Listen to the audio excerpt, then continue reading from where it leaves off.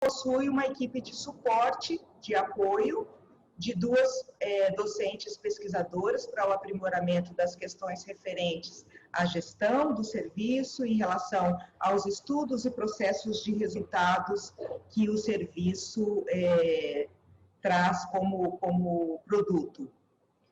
Esse projeto ele foi divulgado em redes sociais, listas de e-mails e sites de áreas afins, como secretarias de saúde, em todos os âmbitos, através também de associações de categorias profissionais e conselhos de gestores de saúde.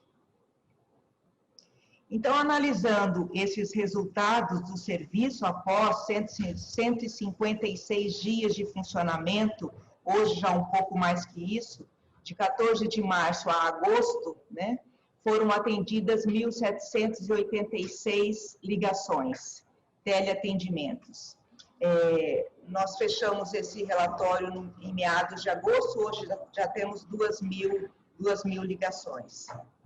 Então, segundo alguns critérios de categorias do nosso formulário online, nós temos como resultado, no que diz respeito às categorias de profissionais que procuram ou que procuraram esse teleatendimento, a grande maioria foi procurada por médicos.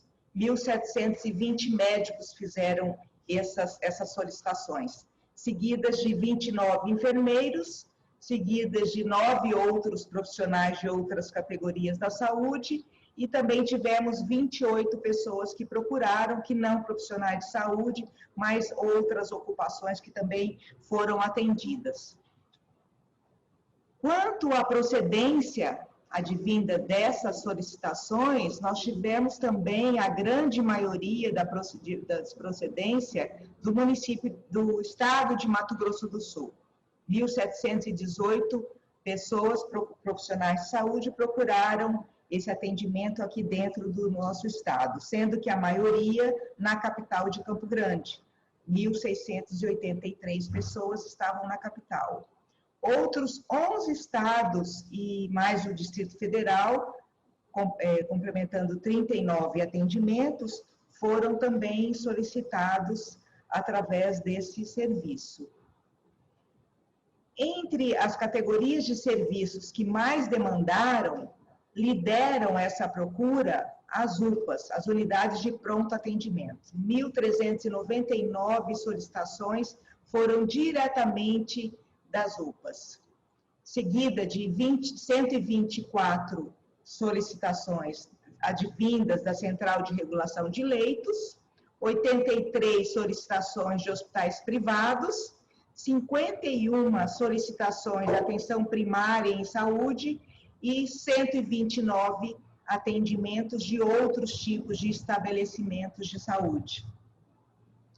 Quanto a essas solicitações recebidas, lideraram as solicitações com 1.572 solicitações no que diz respeito às discussões diretamente de casos clínicos da COVID, seguido de esclarecimentos de dúvidas específicas sobre a doença COVID, 58. Em seguida, informações sobre o fluxo de atendimento e de funcionamento dos serviços da rede de atenção à saúde, 41 atendimentos.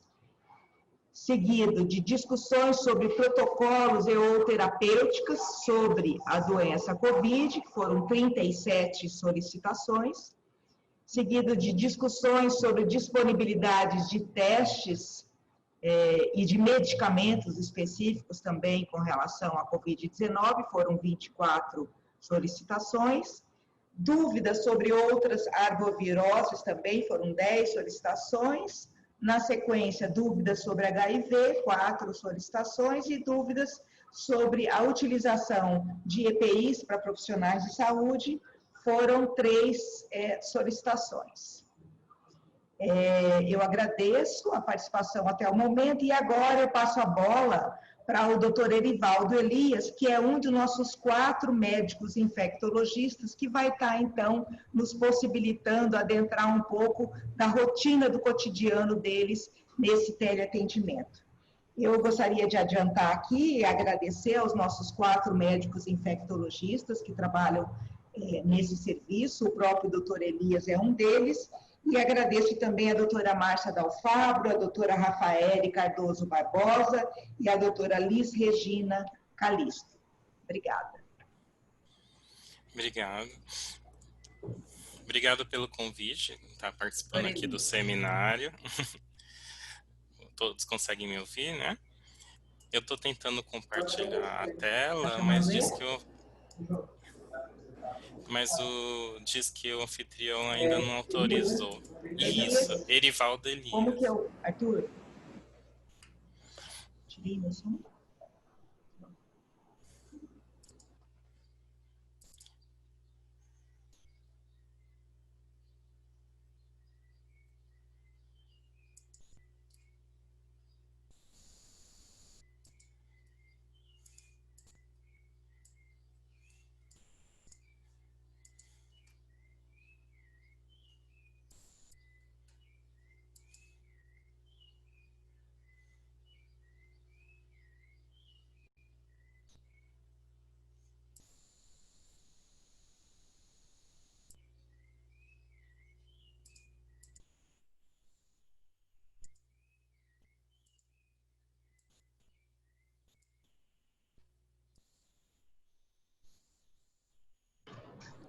Doutor Erivaldo, só um minuto que eu vou conceder as permissões aqui para o senhor, já iniciar a sua apresentação. Só um minuto.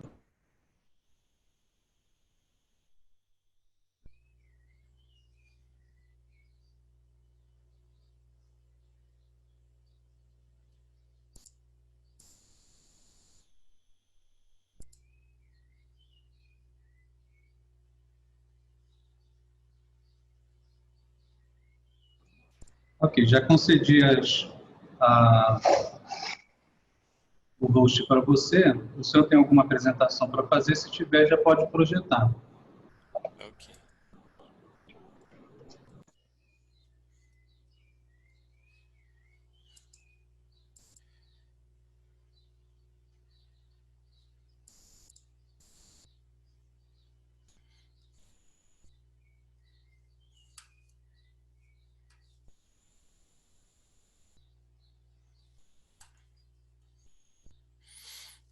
A tela apareceu? Isso, apareceu sim, tá ótimo.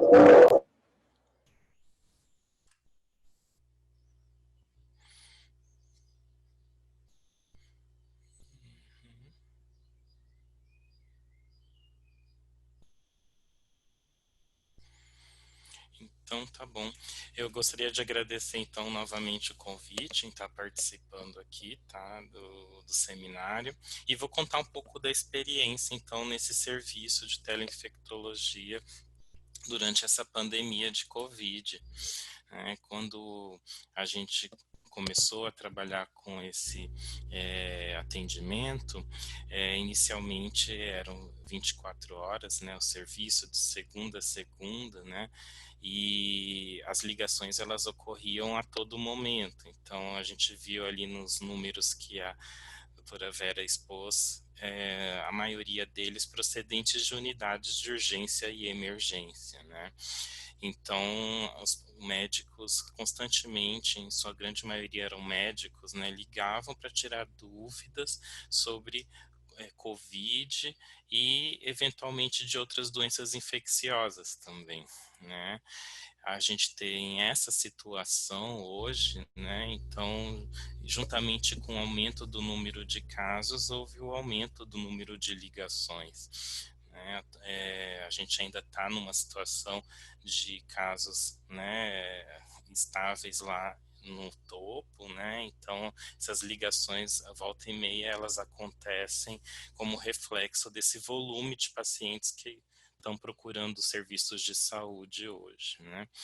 E frente a esse número grande de casos, né, uma das maiores dificuldades ia ser o especialista, o infectologista estar presente em todos esses serviços, né, praticamente inviável. E o que esse serviço proporciona, de certa forma, é que esse especialista tenha um alcance em todas essas unidades e serviços que às vezes não não possui um infectologista para poder auxiliar nos atendimentos. Então, isso foi uma experiência bem diferente, né?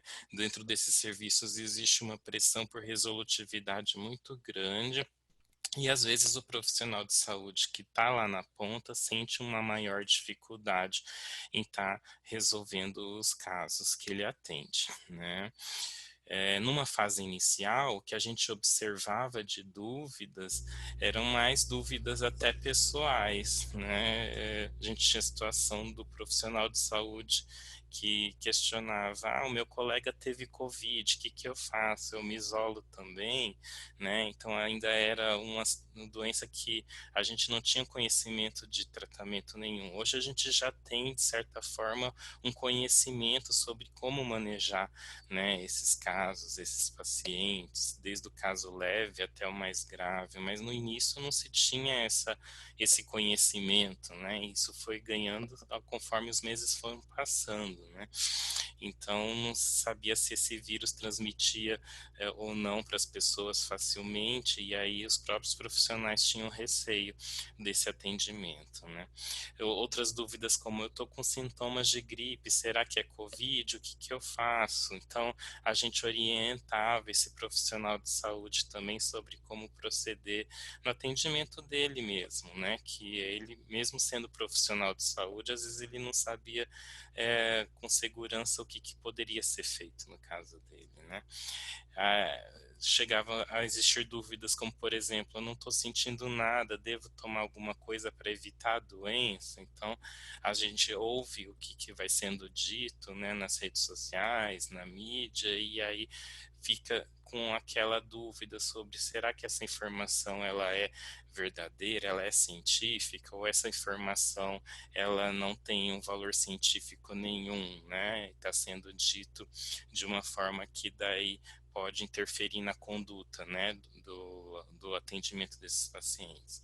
Havia até perguntas sobre, o meu paciente está pedindo cloroquina, mas eu não concordo, será que eu prescrevo? Então é um dilema que o médico tinha, né, que lhe dá lá na ponta, e ele não tinha como resolver isso com segurança também, e a gente procurava auxiliar esse profissional.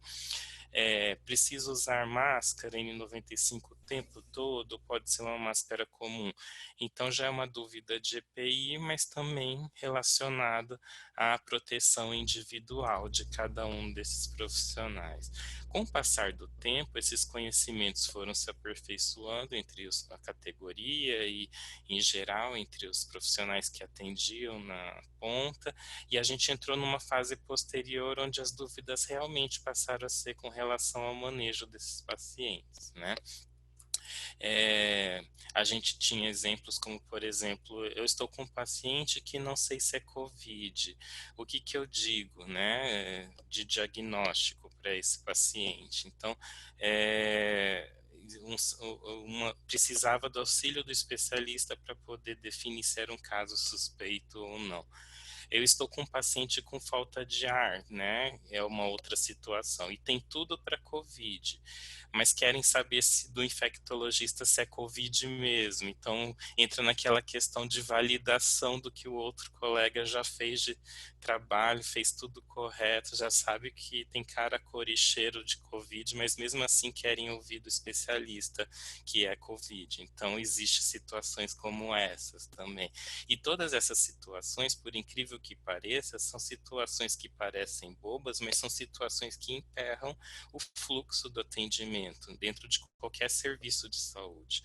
Então, é necessário uma certa resolutividade para poder dar seguimento no atendimento e no fluxo desse paciente, né? Situações como, por exemplo, o paciente não tem sintomas graves e eu libero ele para casa, né? E que é uma opinião do infectologista porque quer saber se esse paciente realmente pode ir para casa, se ele não está esquecendo de nada, que possa ser um sinal de gravidade para esse paciente poder permanecer em observação na unidade. Então, isso era muito comum. Disseram que só vão internar se o infectologista disser que é COVID e não é outra coisa.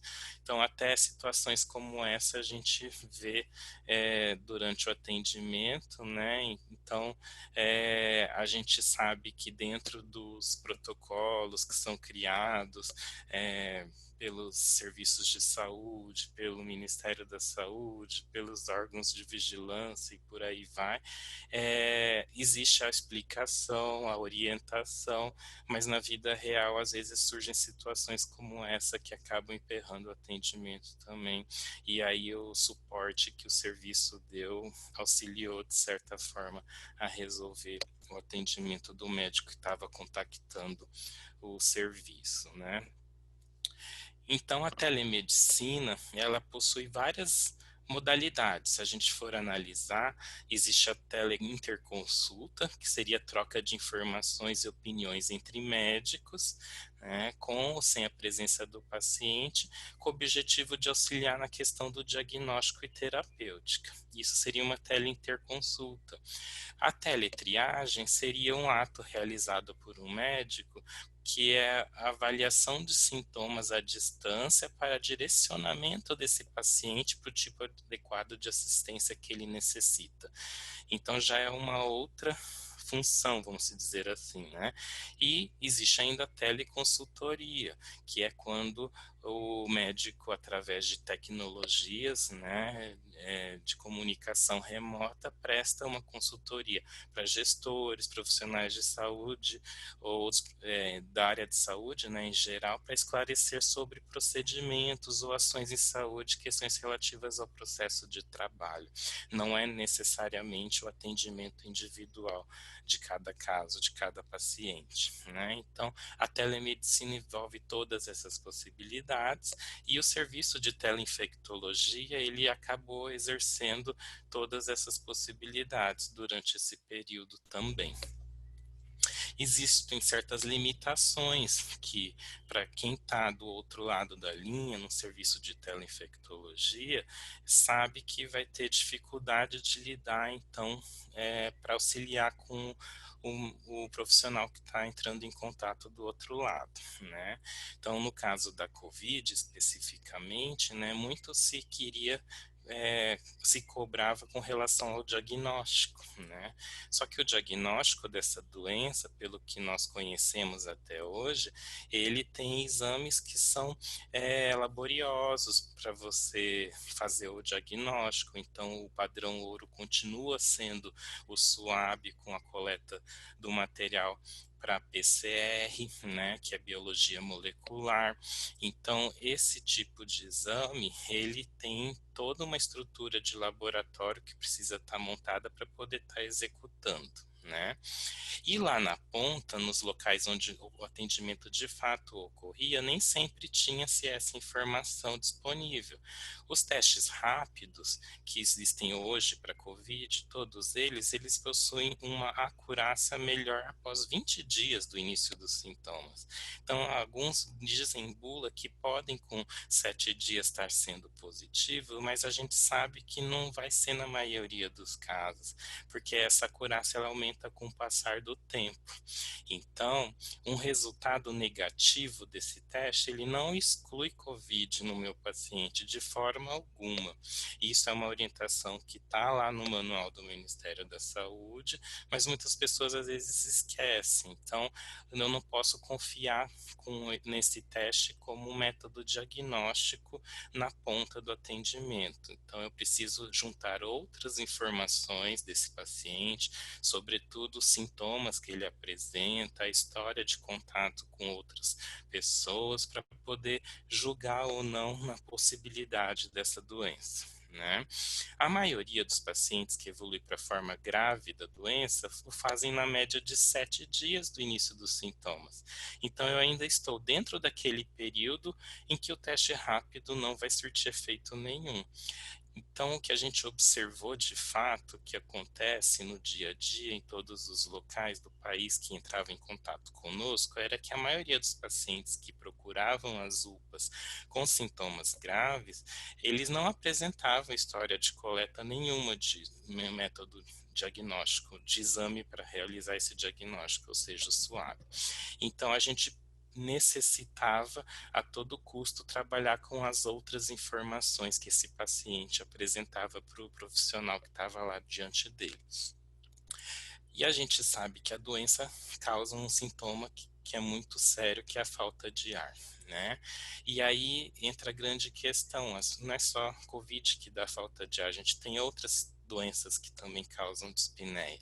Eu tenho pacientes que já vivem com insuficiência cardíaca, eu tenho pacientes que já possuem outras doenças pulmonares, inclusive infecciosas, como a tuberculose, que é a mais comum no nosso país e no mundo inteiro. Eu tenho ainda pessoas que têm HIV e que também têm uma certa imunodeficiência. Aí a questão é, essas pessoas elas podem ter COVID também ou não?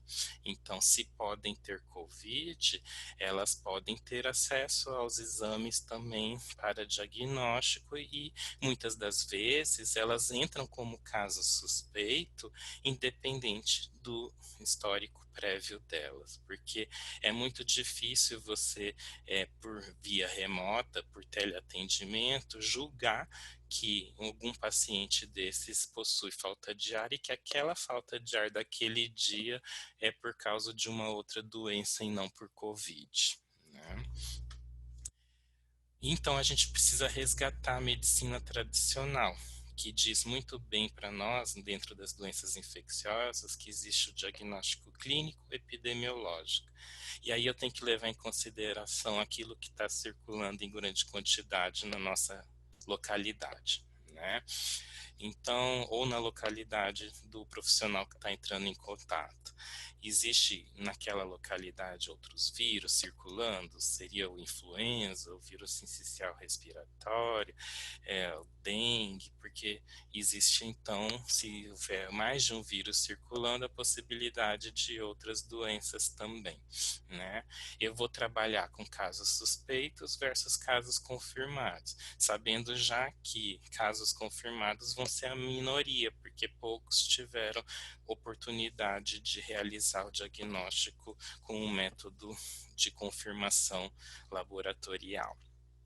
E sintomas, né, que esses pacientes apresentam são sintomas compatíveis com aquela doença. No caso da COVID, já existe nota técnica orientando quais são, então lembram sintomas gripais na maioria desses documentos e desses manuais.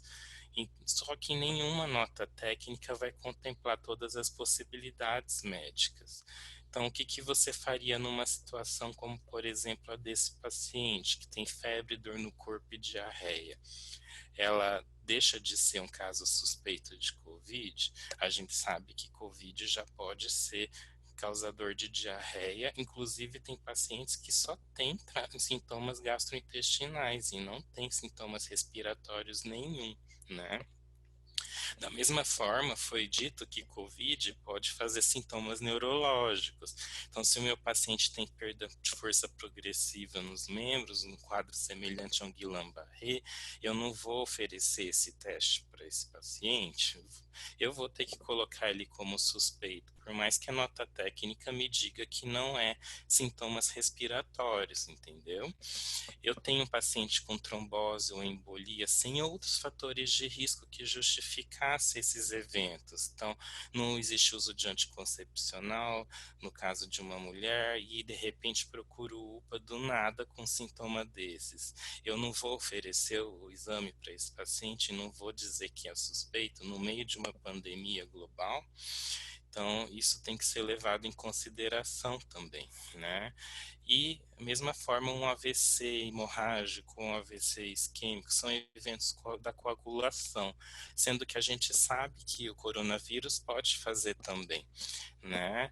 e uma situação que às vezes acontecia com certa frequência, então a equipe de resgate do SAMU ia lá buscar um indivíduo que estava desmaiado ou desacordado na sua casa ou na rua e é trazido para a emergência do UPA, mas esse paciente não contactua de forma alguma porque ele está comprometido. Então você vai pensar na doença, né? Então você vai oferecer o teste nesse caso. Então existem situações que fogem ao habitual. E aí o especialista ele auxilia esse médico e muitas dessas vezes a tomar essa decisão. Então, os papéis desempenhados por esse serviço, eles foram muito além do que haviam sido propostos no início. Eles contribuíram, sim, para o manejo, né, e assistência desses pacientes, mas também auxiliou, de certa forma, na gestão dos processos de trabalho, com foco na questão das doenças infecciosas. Nunca, eu acho que em toda a história, houve tanta preocupação com o EPI como teve agora. Isso porque a gente está lidando com um vírus, coronavírus, que tem uma letalidade baixa, né? O Brasil não vivenciou a MERS nem a SARS em 2008, que teve bastante na Ásia, no Oriente Médio, mas o coronavírus da MERS era 30% de letalidade, né? Então, pensa um vírus desse chegar no Brasil. E orientações à saúde da população em geral, porque não eram somente profissionais de saúde que buscavam esses contatos, né? Existiam situações até de empregadores, de companhias aéreas querendo tirar dúvida com o profissional infectologista e pessoas donas de casa, da própria casa, querendo saber o que fazem. Então, a gente precisava orientar qual é o canal de atendimento correto para ela e tirar as suas dúvidas da melhor forma possível. Então, junto com isso, a gente também tinha a questão do suporte emocional também. O médico precisou virar psicólogo em algumas vezes, né, para poder amenizar os efeitos que essa pandemia vem causando em todo o pessoal que está aí na linha de frente, combatendo o tempo todo. Era isso que eu tinha para comentar então com vocês por enquanto, mas fiquem à vontade em fazer perguntas. Obrigado.